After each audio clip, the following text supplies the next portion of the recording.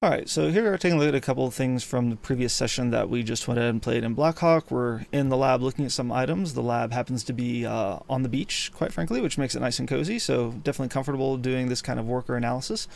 But specifically, the first thing we're going to be looking at is what is a well-constructed range, or what does it mean to have a well-constructed range? So the perspective that I take on this here is we're looking at an article that's posted on the website gtopokercoach.com. The link will be listed down in the description. If you want to go ahead and find this article, you can go to the site. There's a getting started link here in the top header, and you can go over here under the strategy item. The second one currently is going to be iterative hand range development, and that's what we'll be taking a look at here. So solid range composition and iterative hand range development, just to kind of talk about this a little bit. Think about this scenario, or I think an example is a good way to start. Think about the example of where we have blind on blind. So you have a hand, the small blinds go in, we deal the cards out, everyone folds around, and it's just the small blind and the big blind that go ahead and now are playing for the money that's in the pot. So the PioSolver tools have gone ahead, and a larger set of computers using PioSolver have gone ahead and computed that. Just talking about the screenshot that's here, this is what the Range Explorer looks like. So you can see we have two 100% ranges here, and we're actually looking at the out of position range, which is going to be the small blind. And you can see, there just naturally are a series of hands. The small blind will fold to the big blind. It's going to be the colors that are here in blue, so it's going to be the color code of blue, and then correspondingly there is going to go ahead and be a set of hands where we just go ahead and call, we go ahead and raise, we raise to various sizings, so on and so forth. So it kind of sets the default equilibrium strategy for how the small blind should play against the big blind.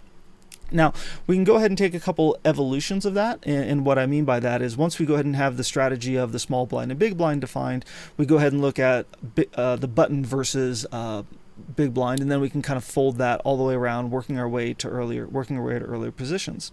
So how we do that is we kind of consider this folding range development. That's really what we're doing, is we're just developing what hands are being folded, and then work our way backwards positionally from the button all the way to under the gun. So when we looked at the hands that were color coded in blue, so kind of what we see out over here, we can go ahead and use the tools to reduce that out, or to subtract that using some range arithmetic tools that are built into the PioSolver suite of application. And then we can go ahead and see right here in red. I believe what's here in red is going to be EV.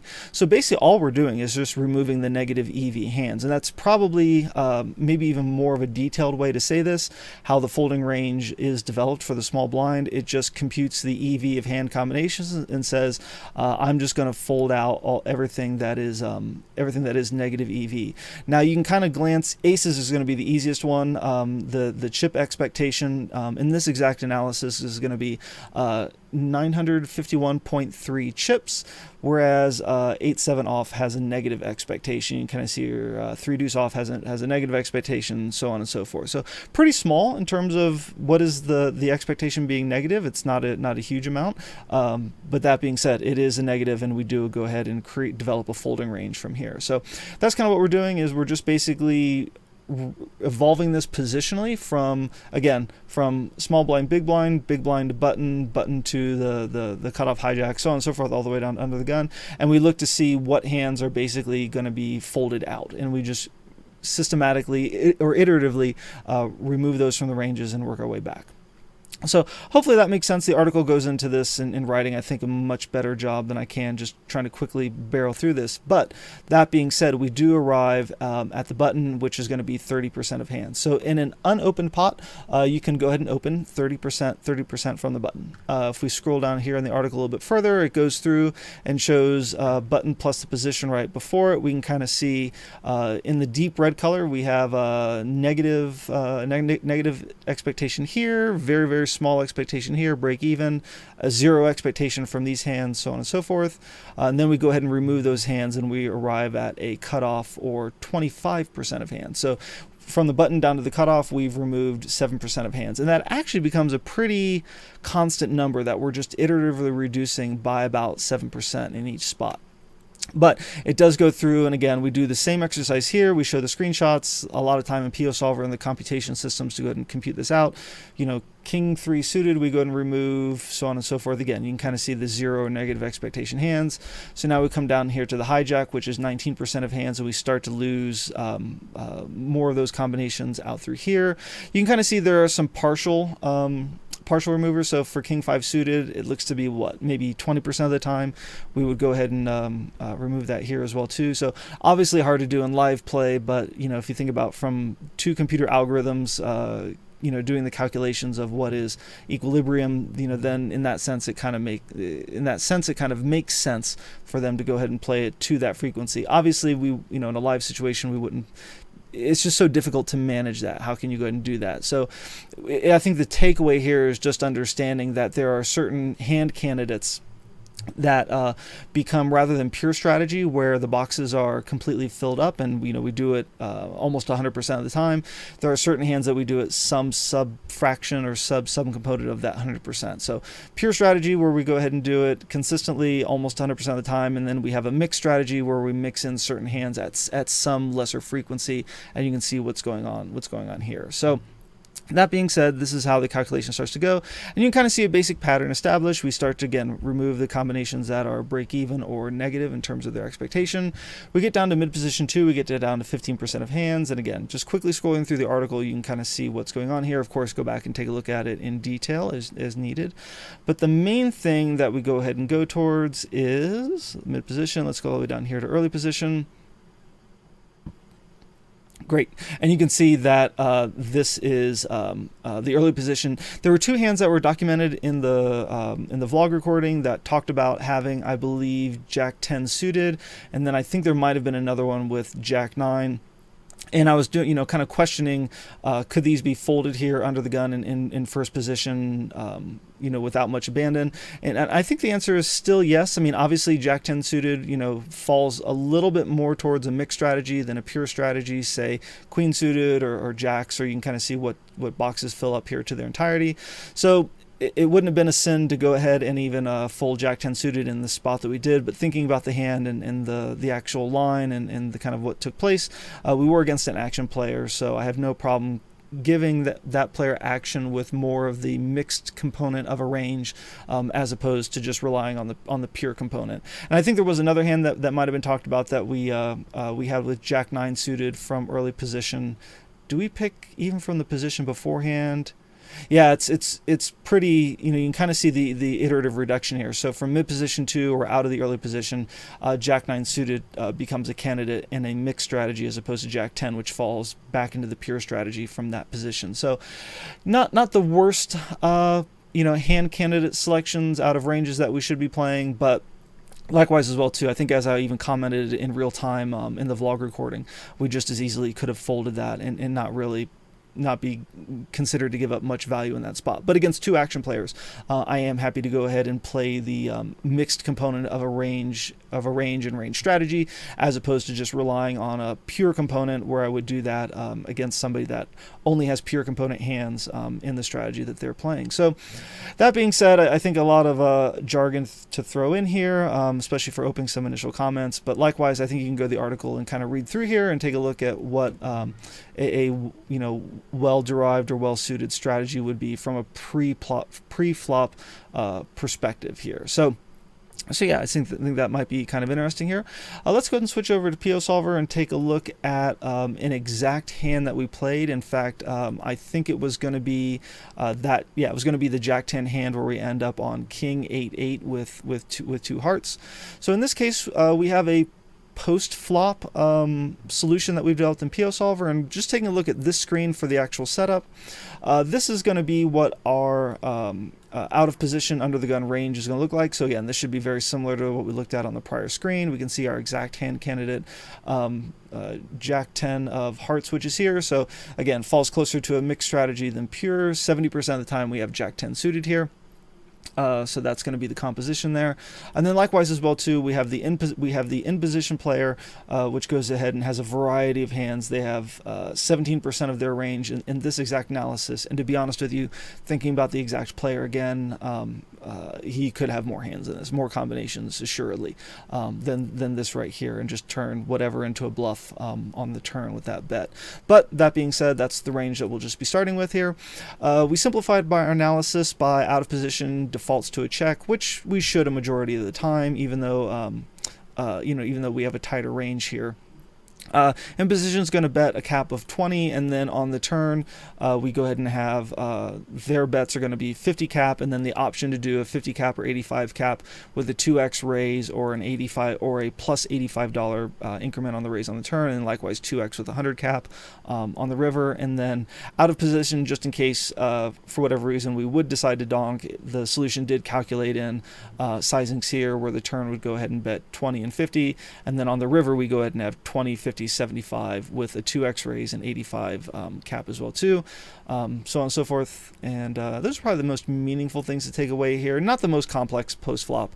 I think just something pretty basic to show the analysis. And then likewise as well too, we solve to an accuracy of one quarter of the initial pot. So if both players knew the exact strategies and took the maximum exploitable lines, it looks like the most you could exploit for over time would be 5 cents out of a $22 pot. So it solves to a very reasonable point of accuracy. So let's go ahead and take a look at this here, and we'll just look at some basic PioSolver functionality. This is pretty linear here. We could put in more bet sizes to see where out of position or in position, specifically out of position, or I'm sorry, in position, could have used different sizings to a more optimal degree, but we're just going to take a look at the exact line just for purposes of a quick recording. So this area up here at the top is kind of our main navigation, where we have the board of King of Hearts, 8 of Spades, 8 of Hearts. Then we have their range. Out of position starts off here. It's going to be a check all the time. And then likewise as well too, we consider in this analysis that the in position player is just going to fire 100% of their calling range on this board. So we go ahead and bet $20 100% of the time, or 210 combinations, and then we go ahead and look to see what our out of position response is going to be, and pretty much it's going to be a call. So we're going to go ahead and call 93% of the time. There's really no option to go ahead and raise here. Yeah, we're just going to do a call out of this. We go ahead and take a look at the turn, and we can go ahead and actually, let me see if I can bring it up here. Yeah, we can select our turn card. So in this case, we're going to give ourselves the 7 of diamonds, which I believe was the turn card. We will continue to check 100% of the range here, and now we go ahead and look to see what the in position response is going to be once you arrive at the turn and there's a check. We can go ahead and see that mainly they should be checking 100% of the time after they get the call.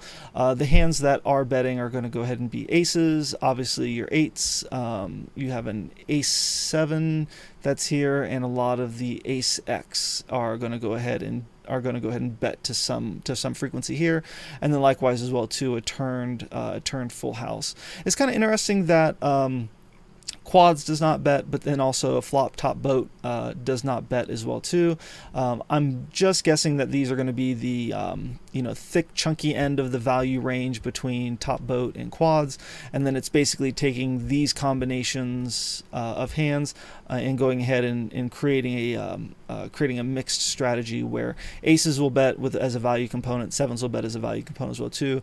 I think ace is going to be value too, and then obviously your ace X is going to be kind of balancing whatever bluffs you might have. So I think that's kind of what the solver might be doing. You can research this further, but that's just kind of my off the cuff kind of commentary looking through this real quick. So we go ahead and is it a mistake for in position to go ahead and bet in this spot? Kind of think yes, considering that we did call the initial bet. So once we're going to do that, we can take a look at what our response is here.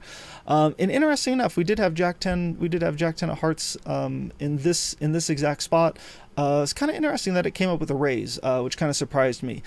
So needless to say, it's as much as it is a raise in the PioSolver sense from a live perspective, it's also not the worst call as well, simply because I think where PioSolver deduces that this is going to be, Jack 10 is going to be one of the best semi-bluffs that we would have here, from the standpoint that we can go ahead and make a straight, we can make a flush, we can make a pair in certain cases, I guess. But probably the flush and the straight opportunities are probably the biggest ones there. Then likewise as well too, check raising quads, and then of course your the single ace X that we have here, and then of course turn to sevens full goes ahead and raises, and then obviously the call with kings there. I think it's just trying to find some sort of balance between what it does with its extreme value hands. In terms of raising, and then also go ahead and having some checks available to us, and then of course what would be a kind of a semi bluff here. So I don't think that as played the actual call was totally horrible if passive of anything, but it does make it interesting to see what PioSolver does like to do when you have I think a good candidate to go ahead and bluff from. We could go bring up the Range Explorer, just kind of showing another feature here. We could go and look at the hand candidates and what the EV is. Yeah, in fact, I think I do like to tell you the EV, even though it tells us with Jack 10 to go ahead and as low frequency as we do have it, it does come up with the cap raise a significant majority of the time. There's not a huge chip expectation that comes from that. Whereas if you look at King King for flop top boat, has a 291 chip expectation. Quads actually has less, which is kind of interesting in terms of its chip EV. Probably that's just related to a frequency thing, but flopping trips on this board does have a higher chip expectation. So I think there definitely is kind of a mixed strategy with respect to bluffing that comes off of our Jack 10, but it would make a good candidate to go ahead and do it with that exact hand. So you can kind of see what PioSolver likes to do in that spot. So I think that's really kind of the main point, is I wanted to see what PioSolver wanted us to do with Jack 10, or would recommend to do with Jack 10 in this spot. We go ahead and call on this spot. I think the river was the three hearts, out of position checks, and then interesting enough, it says to go ahead and fire here for in position. I didn't look at this yet, and I don't know exactly why it would. I probably have to take a look at this a little bit further.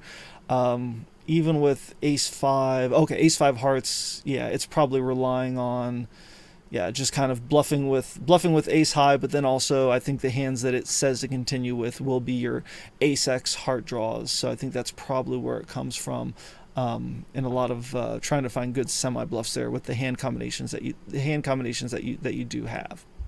So in that case, we didn't see showdown in the exact hand, but again, I think it just kind of shows an interesting opportunity how to do a line analysis within PioSolver and see what the actual line play was, as opposed to the theoretical line play, so on and so forth. Okay, so here we're taking a look at one of the hands that was done. Wasn't laid out in terms of the vlog, we just kind of talked through a little bit, but it was the case of where we just get limp raised to the cap bet that's available in the exact game. And we'll be taking a look at this from a PioSolver perspective using the pre-flop tool. This isn't the most detailed analysis. It's probably consider it more kind of a toy game concept, where we just talk about some of the high-level concepts that go on within the tool set, and approaching kind of what might be a solution for the exact scenario that we went ahead and encountered. We have just two ranges that are up here, our effective stacks. We have some dead money, a big blind set for accuracy, and then the tree node here is probably the most interesting, or kind of the core of what we're looking at, where we go ahead and have the root. We go ahead and have the player who did limp. We go ahead and have the raise, so that's where I go ahead and raise to 26. Now going back around to the exact player, you have the option, and again, all of the action folded in between, so he has the option of calling the 26, folding, or what he actually did, which is the raise to 126. Then of course we have the same options of just raising all in for his effective stack. We can call on that spot, or we can fold, and then after the 200, raise to 200, I think this really, we have the call. He has the call fold at this point, which, of course, so much money in the pot already. I think it would just ultimately have to be a call. but we can take a look at the actual line in the browser. So here we're taking a look at the root. So this is where the call actually comes from.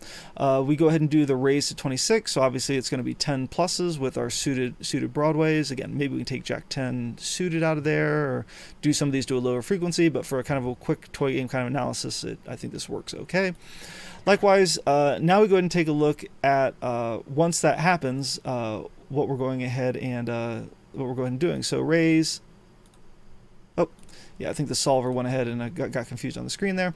So once we go ahead and raise to 26, we take a look at the response of this player going to 126. So obviously there's a huge component of the range. In fact, 80% of it that is folded here, and it's going to be queens plus ace king, and then obviously a couple of the really good suited combinations right here, and then ace 9. I have to think that the ace 9 is just kind of added in there, from the standpoint of a bottom of a range to balance combinatorically with the value components that we do see here. But this is what PioSolver recommends as well too. And then once we go ahead and once he raises to 126, we basically take a look at what our response is here. So we go ahead and actually make the correct response in terms of we had king queen suited in this spot. We go ahead and actually make the fold, and then likewise as well too, we can basically go ahead and stack off with our aces, ace king suited, king, or obviously call with queens.